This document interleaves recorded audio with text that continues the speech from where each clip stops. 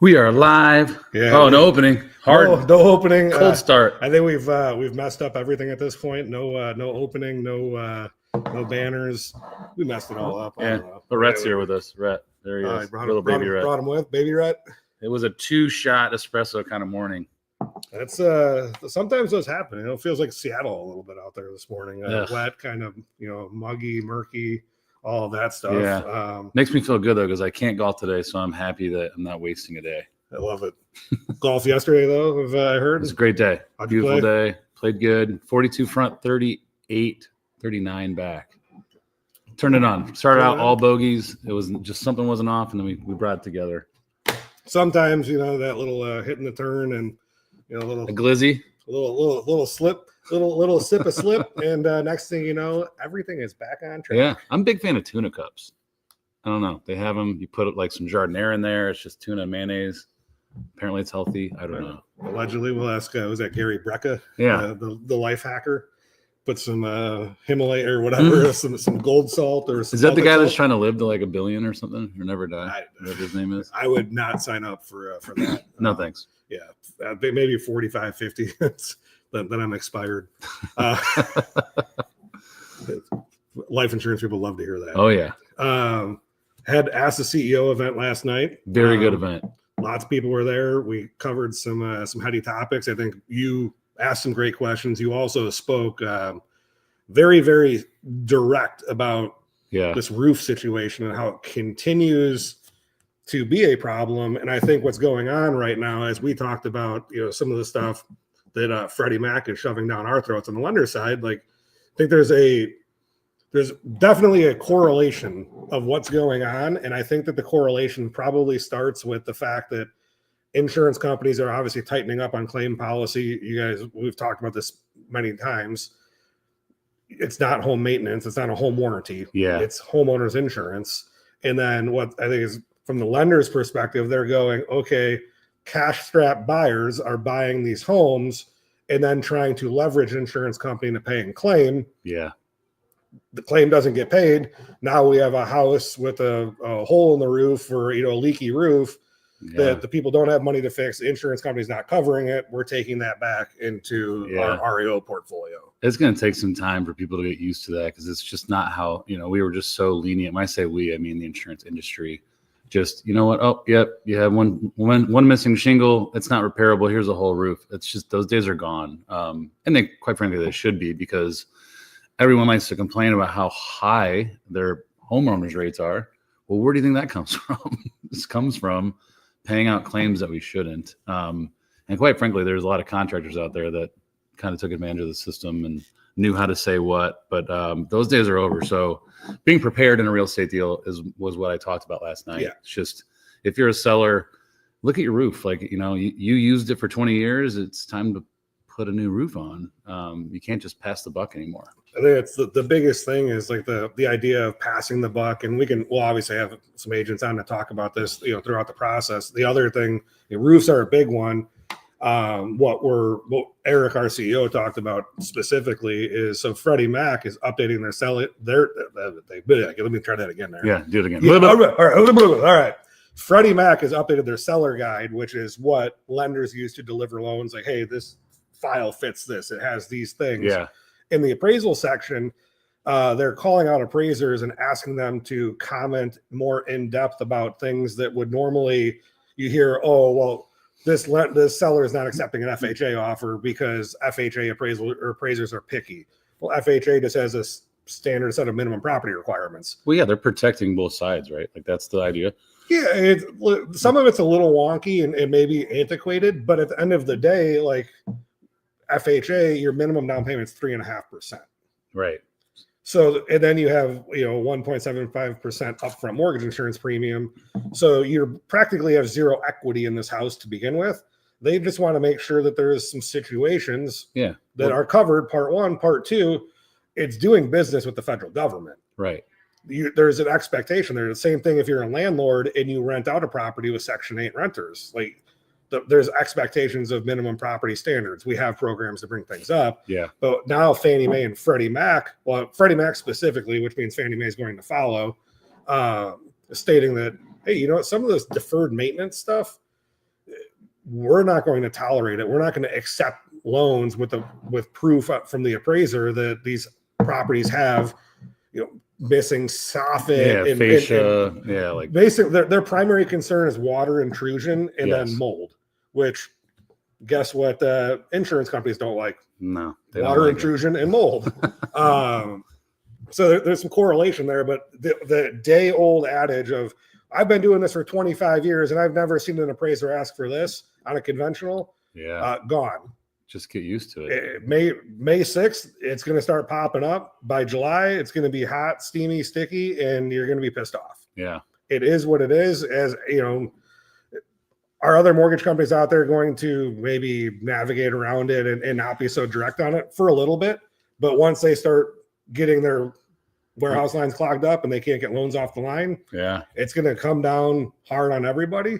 So when you're listing your house, just go through it. And like a lot of times we tell people, like a paintbrush that costs $5, it's probably worth $5,000. Yeah. There's a list of things like that, which, you need to have a really competent real estate agent to tell you, like, well, this is worth it. It's not worth it. You can get your return on that. But for one, like that exterior of your house, it needs to be in good shape. If you're going to list that house, just make sure it's right. Because you're going to hit a problem if you don't address it. Yeah, that's what you have to look at. Like, you can look at, I'm selling this as is. So I have a guarantee that this transaction, that this buyer can't come back and ask for these repairs.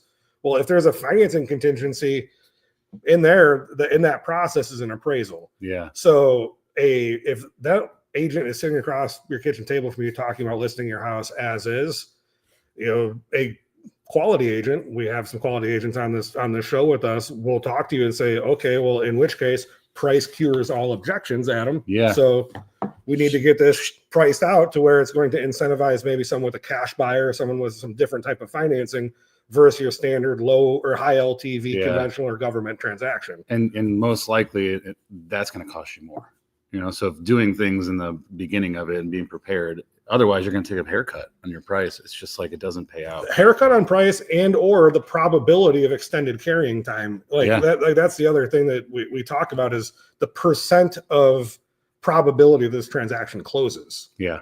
The higher that percentage, what's that line about time is money? Time is money, one in the hand versus two in the bush. Yeah. Like, it's things to think about. Other things we talked about and other things that are kind of trending right now, mortgage interest rates. Yep. I think Eric specifically made a statement that kind of set some people a little bit frustrated and pissed off about interest rates should have never been 3%. Yeah, he's not right. I'm not wrong. I mean, I was extremely impressed with him. Like, just everything he said made a lot of sense. I think he made it so that everyone in the room could, I would think, at least kind of follow along. But he was right. Like, why they were artificially suppressed for how many decades? Interest rates have trended down from 2011 to 2022.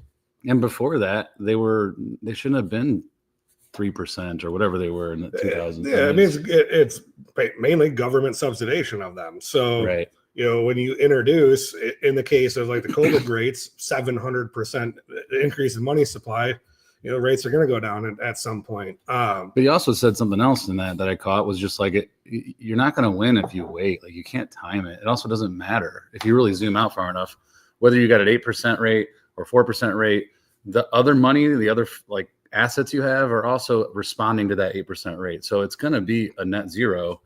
The thing that kills you is if you wait and then you don't get the appreciation. We've talked about all that, but yeah, so we're extremely impressed. That's what they usually say. The best day to plant a tree was yesterday. Yeah, plant a damn tree. So yeah, that's the biggest thing. You got to make the decision on what's right for you, right? We're not going to deny that affordability is an issue, but affordability is an issue probably because of some other things that are going on in the marketplace. Right.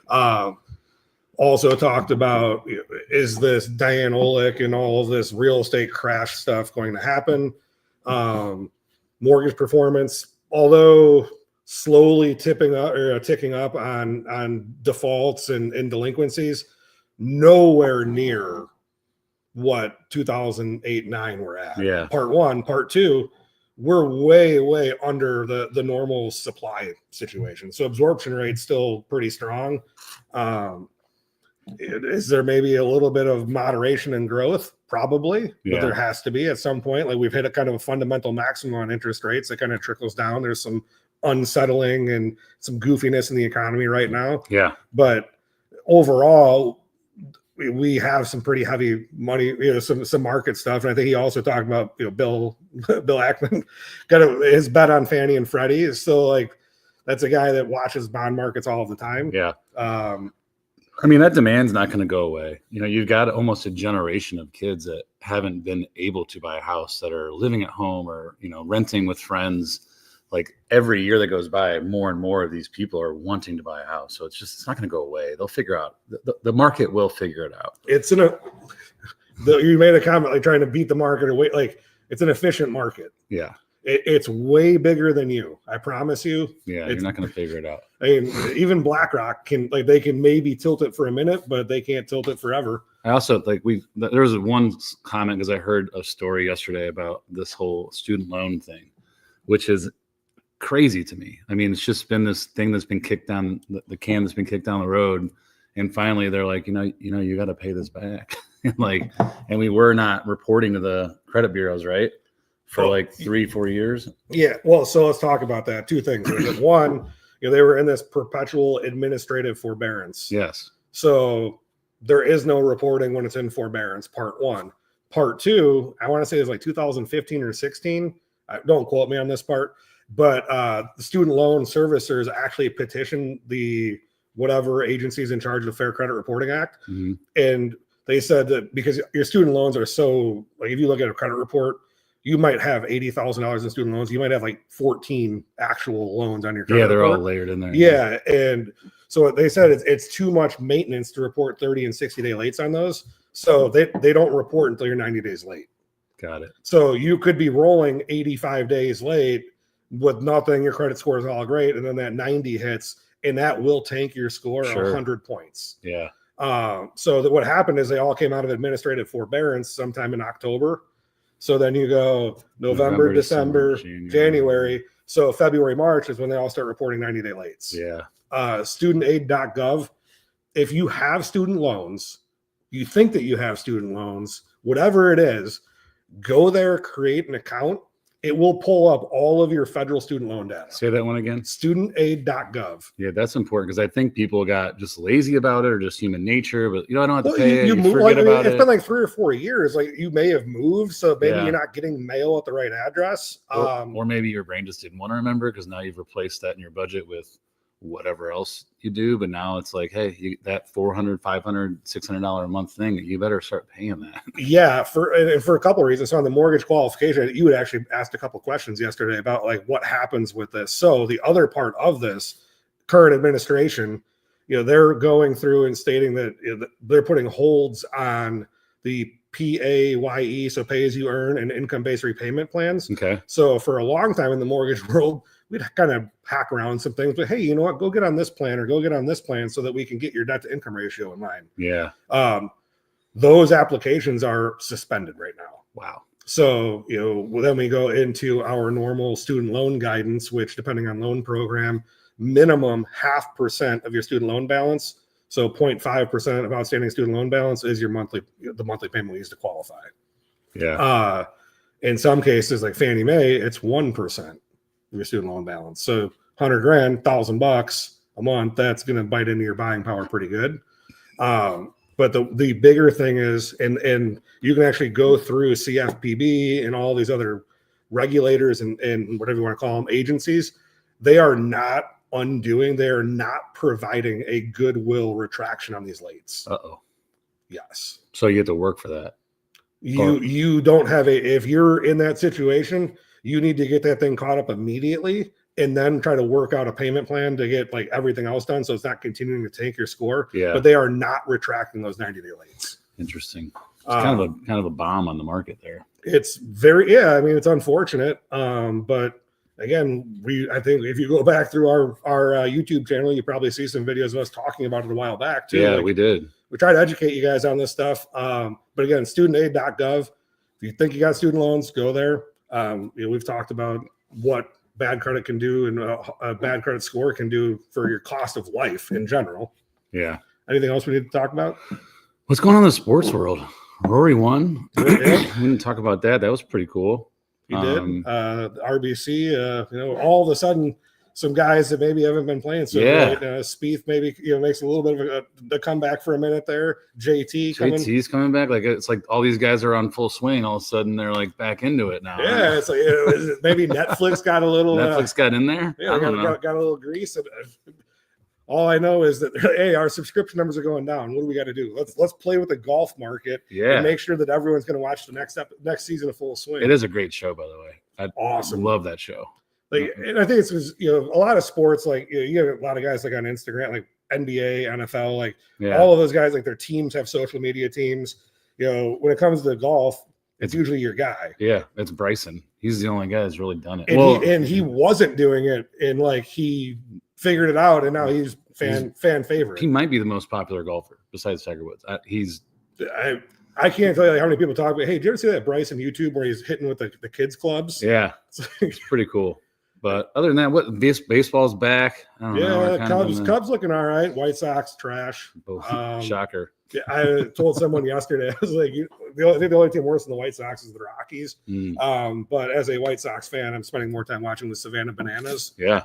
I think they're coming to Chicago maybe in September. Oh, that's cool. But yeah, that's what baseball is for me. What else? Basketball playoffs starting. Hockey playoffs are starting. Soccer, Champions League. I mean, it's a good time of year. Spend your Sunday mornings watching a 2-0 game. That's right. Who's going to win the Champions League this year? Who knows? Barcelona. I don't know. Go Chelsea. Go Chelsea. That's all I got, man. That's well, maybe one of these days we'll start talking about sports again. We're tired of talking about mortgage and insurance and finance stuff. But obviously, you want to get in touch with Adam. Adam is myagent.com. Yeah, there we go. I got to pretend like I know it. Applywithjr.com. Until next week, I think I'll be in Florida, but maybe we'll remote in. Yeah, we can remote. Maybe, I'm not sure who's on the schedule. We'll figure it out. See you when we see you. Yeah. Peace. Walter Simkus.